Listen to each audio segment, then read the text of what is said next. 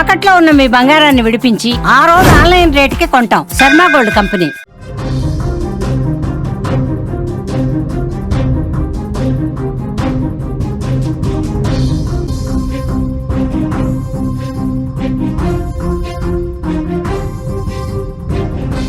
భద్రాద్రి కొత్తగూడెం జిల్లాలో దారుణం జరిగింది. యువతి ప్రాణం తీశాయి పెళ్లి చూపులు.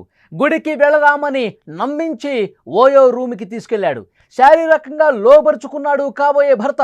వేధింపులు భరించలేక యువతి ఆత్మహత్యకు పాల్పడింది. ఒంటిపై గాయాలతో కుటుంబీకులకు అనుమానం వచ్చింది. యువకుడిపై కేసు నమోదు చేశారు పోలీసులు. దర్యాప్తు చేస్తున్నారు.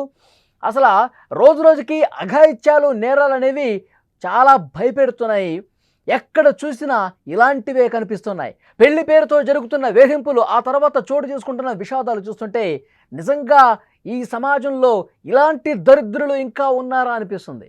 తాజాగా భద్రాద్రి కొత్తగూడెం జిల్లాలో జరిగిన ఒక సంఘటన దీనికి నిదర్శనం. పెళ్లి చూపుల పేరుతో జరిగిన పరిచయం ఒక యువతి ప్రాణాలు తీసింది. భద్రాద్రి కొత్తగూడెం జిల్లా టేకులపల్లి మండలం వెంకటయ్య తండాకు చెందిన తుల్లిక శ్రీకి లక్ష్మీదేవపల్లి మండలం సీతారాంపురానికి చెందిన బిచ్చాతో 3 నెలల క్రితం పెళ్లి చూపులయ్యాయి. ఇద్దరు ఇష్టపడటంతో వారి కుటుంబాలు కూడా నిశ్చితార్థానికి రెడీ అయ్యారు.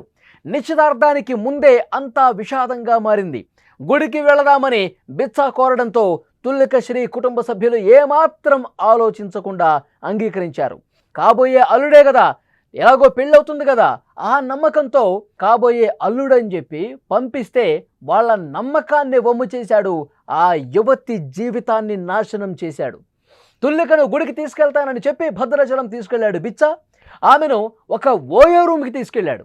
ఇద్దరం ఎలాగో పెళ్లి చేసుకుంటున్నాం, ఇద్దరం ఎలాగో కలిసే బతికేది అని నమ్మించాడు. బలవంతంగా శారీరకంగా లోబరుచుకునే ప్రయత్నం చేశాడు. ఆమె మొదట నిరాకరించింది. ఇది కరెక్ట్ కాదు, మనం ఇలా ప్రైవేటుగా ఉండొద్దు అని చెప్పింది. ఎలాగో ఒక మంత్లో మనం పెళ్లి చేసుకోబోతున్నాం, మనం కలవబోతున్నాం, కలిసి జీవితం కొనసాగబోతోంది, ఇంకెందుకు భయం అని ఒత్తిడి చేశాడు. ఒత్తిడి చేసి శారీరకంగా ఆ ఓయో రూమ్లోనే వాడుకున్న పరిస్థితుంది. భద్రాచలం నుంచి తిరిగి వచ్చినటువంటి కొద్ది రోజులకే తుల్లిక శ్రీని ఇక అనుమానించడం మొదలుపెట్టాడు. ఆ బిచ్చా అనేవాడు అనుమానించడం మొదలుపెట్టాడు. నేను పిలవగానే నువ్వు భద్రాచలం వచ్చావు, నేను పిలవగానే ఓయో రూమ్కి వచ్చావు, నువ్వు ఇంతకుముందు కూడా ఇలా చేయలేదని గ్యారంటీ ఏంటి? ఇంతకుముందు నువ్వు ఇంకా ఎంతమందితో ఈ విధంగా బయటకు వెళ్ళలేదని గ్యారంటీ ఏంటి? తనే బలవంత పెట్టాడు, తనే గుడికి తీసుకెళ్తానని చెప్పాడు, గుడికి తీసుకెళ్లకుండా ఓయో రూమ్కి తీసుకెళ్ళాడు. ఇప్పుడు పూర్తిగా పని అయిపోయిన తర్వాత శారీరకంగా ఆ పాపని లోబరుచుకున్న తర్వాత తుల్లిక శ్రీని ఇప్పుడు మాట మార్చేశాడు, ప్లేటు ఫిరాయించేశాడు, ముఖం చాటేశాడు. నేను నిన్ను పెళ్లి చేసుకోను, నాకు నువ్వు వద్దు, నువ్వు ఇప్పుడే ఈ విధంగా ఉంటే నువ్వు గతంలో ఏం చేసుంటావు, ఎంతమందితో వెళ్ళుంటావు అంటూ ఈ విధంగా మానసికంగా వేధింపులకు గురి చేశాడు బిచ్చా అనే వెధవ.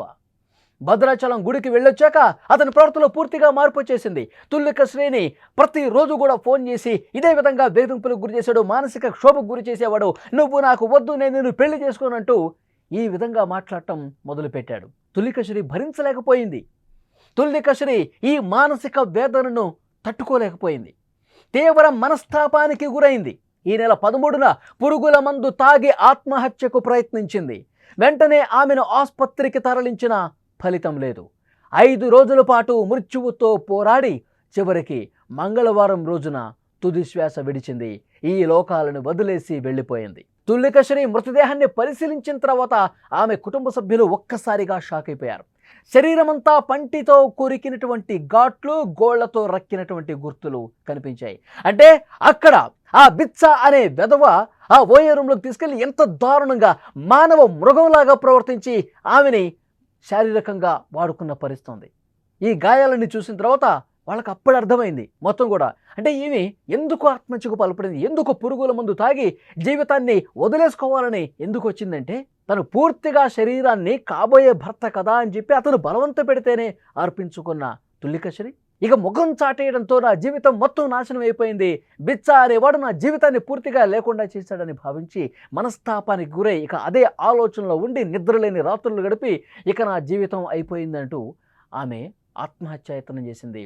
తర్వాత పురుగుల మందు తాగిన తర్వాత 5 రోజుల పాటు మృత్యువుతో పోరాడింది. ఎంత దారుణం చూడండి. తమ కూతురి మరణానికి కారణం ఆ బిచ్చానే, అతడి వేధింపుల వల్లే మా పాప చనిపోయిందంటూ కుటుంబ సభ్యులు ప్రస్తుతం ఆందోళన చేస్తున్నారు. పోలీసులకు కంప్లైంట్ ఇచ్చారు. పోలీసులు దర్యాప్తు చేస్తున్నారు. మొత్తం విషయం బయటకు వచ్చింది. అతడు ఓయో రూమ్కి తీసుకెళ్ళింది, ఓయో రూమ్లో చేసింది మొత్తం కూడా నిజమే అని పోలీసులు విచారణ చేస్తుంటే వాస్తవాలు బయటకు వస్తూ ఉన్నాయి. తుల్లిక శ్రీ అంతిమ యాత్ర జరుగుతున్నటువంటి సందర్భంలో కూడా పెద్ద ఎత్తున అక్కడున్న గ్రామస్తులు కూడా ఆందోళన చేస్తున్నటువంటి పరిస్థితి ఉంది. తుల్లిక శ్రీ అంతిమ యాత్ర సమయంలో ఏ విధంగా పరిస్థితి ఉందో, ఆ గ్రామంలో ఎంతటి విషాదం నెలకొందో కూడా కనిపించినటువంటి పరిస్థితి ఉంది. నిజంగా ఇలాంటి మానవ మృగాల్ని ఏం చేయాలి? ఇలాంటి వెధవల్ని ఏం చేయాలి? నువ్వంటే నాకు ఇష్టం, నేను నిన్ను పెళ్లి చేసుకుంటున్నాను, మన ఎంగేజ్మెంట్ కూడా అయిపోయింది, ఇక జీవితాంతం మనిద్దరం కలిసి ఉండాలి, ఇప్పుడు కలిస్తే తప్పేంటని చెప్పి కామంతో కళ్ళు మూసుకుపోయి ఒక ప్రైవేట్ లాడ్జ్లోకి ఓయోకి తీసుకెళ్ళి చాలా అమానుషంగా ప్రవర్తించిన పరిస్థితి. ఎందుకంటే ఆమె శరీరం చూసిన తర్వాత, పోస్ట్ మార్టంలో బయటపడ్డ విషయాలు చూసిన తర్వాత ఆ బిచ్చా అనేవాడు ఎంత దారుణంగా ప్రవర్తించాడన్నది కూడా అర్థమవుతుంది. ఇలాంటి మానవ మృగాల్ని, ఇలాంటి కొవ్వు పట్టిన వెధవల్ని ఏం చేయాలి? అంటే తన పని అయిపోయింది కాబట్టి ఇక పెళ్లి నుంచి తప్పించుకుందాం అనుకున్నాడు. ఎస్, ఓయో రూమ్లో కలిసి నీకు అయిపోయింది, తన చాప్టర్ క్లోజ్, ఇంకా వేరే వాళ్ళతో మనం వ్యవహారం నడిపించాలి, ఏమైనా వదిలించుకోవాలి, ఇంకొకళ్ళు చూసుకోవాలి. ఇదే కదా వాడి ఆలోచన ధోరణి, ఇదే కదా వాడి మానసిక స్థితి. సో డెఫినెట్గా అతని మీద చాలా కఠినంగా వ్యవహరించాల్సిన అవసరం ఉంది. బిచ్చాని జైల్లో పెట్టి మేపటం కాదు, అలాంటి వెధవల్ని ఇంకా కఠినంగా శిక్షించాలని చెప్పి ఆ కుటుంబ సభ్యులు ప్రస్తుతం డిమాండ్ చేస్తున్నారు. కన్న కూతురుని వాళ్ళు కోల్పోయి చాలా బాధలో ఉన్నారు. నిజంగా ఎంగేజ్మెంట్ అయిపోయింది, రేపు పెళ్ళి అవుతుంది, కూతురు బాగుంటుంది లైఫ్ అని చెప్పి వాళ్ళందరూ భావించారు. కానీ ఇలా అర్ధాంతరంగా వదిలేసి వెళ్ళిపోయి కడుపు కోత మిగులుస్తుంది చెప్పి ఎవరు భావించాల ఆ కుటుంబ సభ్యులు. అంటే అక్కడ పెళ్లి చూపులు అయిపోయాయి, అప్పుడు పరిచయం ఏర్పడింది, కాబోయే భార్యాభర్తలు వాళ్ళు మాట్లాడుకుంటారు కదా, వాళ్ళు కలిసి అటు గుడికో ఇట్లా సరదాగా వెళ్ళొస్తారు కదా అని చెప్పి అనుకున్నారే తప్పించి ఇంత దారుణం జరిగిపోతుంది, నా కూతుర్ని ఈ విధంగా అన్యాయం చేస్తాడు, మానసికంగా ఇంత క్షోభకు గురి చేస్తాడని చెప్పి తల్లిదండ్రులు భావించాల. కానీ ఇది నిజంగా ఒక హెచ్చరిక లాంటిది తల్లిదండ్రులకు కూడా. ఎందుకంటే పెళ్లి చూపులు అయిపోయాయి కదా అని చెప్పి వాళ్ళని స్వేచ్ఛగా వదిలేస్తే ఇలాంటి దారుణాలే జరుగుతాయి అనటానికి ఒక నిదర్శనంగా నిలిచింది. అందరూ కూడా అలర్ట్గా ఉండాల్సిన అవసరం ఉంది.